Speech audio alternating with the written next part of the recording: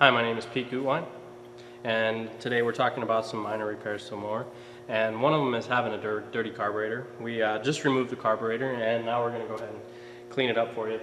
The best way to do that is with some compressed air from like an air compressor and some carburetor cleaner and just a few basic tools.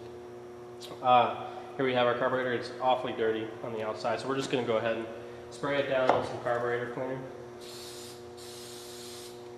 And then we're just gonna blow it off, and you probably won't blow it off away from you, outside or something. You can already see that makes a big difference on the external appearance of the carburetor, and now we can start taking it apart. Crud is on there, and then there's a nut on the bottom of the carburetor. It's just I use a 1/2 inch here. Just set it up on your bench, kind of hold it down, and then loosen her up and take her off. So if you had gas in your mower, this is where some gas will come out, and that's why you want to have a rag underneath it of some sort.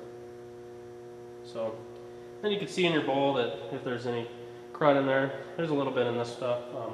You can just give it some spray with some carburetor cleaner, and then just wipe it out, get anything out of there. This one had some dirt in there, so it might have not been running real good.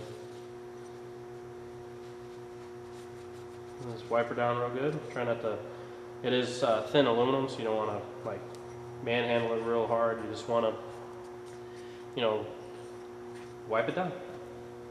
So the next thing you're looking at here is you got your float, and you got a little pin in there, and you got your main jet that comes up through the bottom.